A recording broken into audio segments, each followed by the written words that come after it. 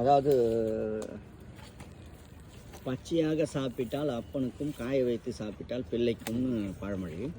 அதாவது பச்சையாக சாப்பிட்டால் இதை அரைச்சி சாப்பிட்டிங்கன்னா வெறும் சேமன் மட்டும் தான் உற்பத்தி ஆகும். அது உயிரணுக்கள் இருக்காது. இல்லை ரத்தம் மட்டும்தான் வெள்ளை ரத்தம் மட்டும்தான் உற்பத்தி ஆகும்.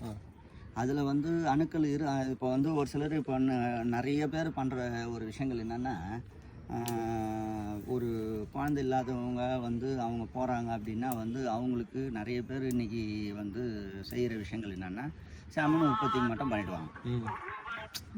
அது இந்த விஷயத்தை இதுவே செய்யும் அந்த வேலையை.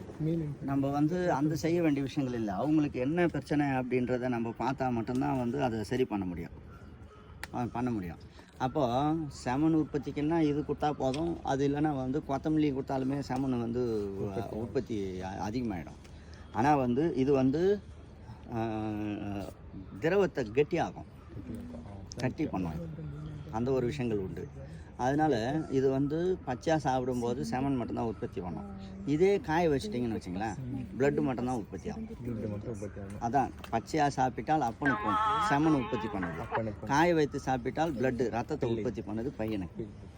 அதனால் இது அந்த மாதிரி ரத்தன புருஷன் சொல்லக்கூடிய.